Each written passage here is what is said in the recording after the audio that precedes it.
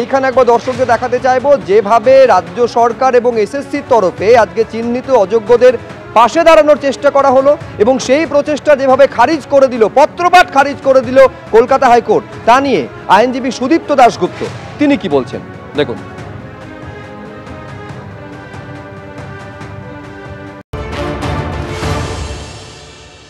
অদ্ভুত ব্যাপার, যেখানে সুপ্রিম কোর্ট প্যারাগ্রাফ 49-এ পরিষ্কার বলে দিয়েছে যে টেন্টেডরা বসতে পারবে না, তারপরও বসাচ্ছে।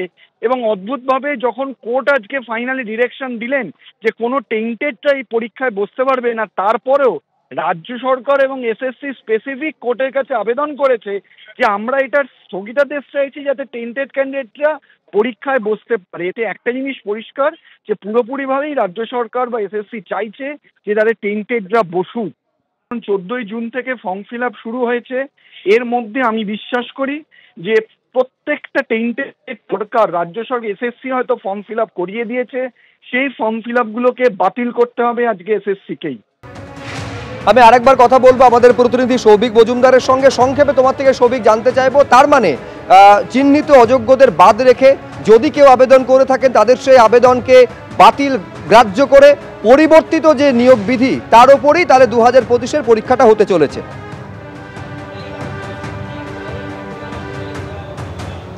হ্যাঁ দেখো, এখনো অবধি যে নির্দেশ কলকাতা হাইকোর্টের তরফে দেওয়া হয়েছে সেখানে এই নিয়োগ প্রক্রিয়ার উপর কোনো রকম স্থগিতাদেশ বা অন্তর্বর্তী স্থগিতাদেশ নেই।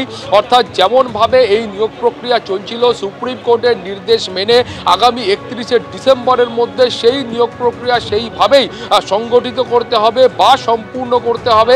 শুধুমাত্র যে পরিবর্তন আনা হয়েছে সেখানে বলা হয়েছে যে একেবারে যারা নির্দিষ্টভাবে চিহ্নিত অযোগ্য তারা এই নিয়োগ প্রক্রিয়া অংশগ্রহণ করতে পারবেন না।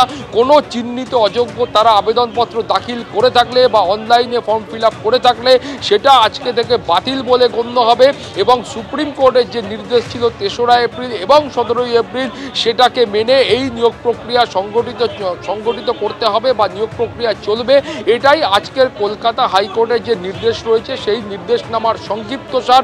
নিয়োগ প্রক্রিয়ার ওপর কোনো রকম স্থগিতাদেশ আজকে কলকাতা হাইকোর্টের তরফ থেকে দেওয়া হয়নি, কিন্তু মাননীয় বিচারপতি সৌগত ভট্টাচার্য তার পর্যবেক্ষণ হলো যেখানে সুপ্রিম কোর্টের তরফ থেকে এই মামলার ক্ষেত্রে একাধিক কড়া পর্যবেক্ষণ রয়েছে, যেখানে এই নিয়োগ প্রক্রিয়াটাকে দুর্নীতির ফসল বলে বলা হচ্ছে, এখানে ব্যাপক দুর্নীতি হয়েছে বলে বলা হচ্ছে। তারপরেও সরকারের তরফ থেকে বা কমিশনের তরফ থেকে এই যে ব্যাখ্যা দেওয়া হচ্ছে, অর্থাৎ সুপ্রিম কোর্টের নির্দেশের যে ব্যাখ্যা দেওয়া হচ্ছে যেখানে তারা কার্যত চিহ্নিত অযোগ্যদের পাশে দাঁড়াচ্ছেন, সেই ব্যাখ্যাটাকে নিয়েই কিন্তু কলকাতা হাইকোর্ট প্রশ্ন তুলছেন।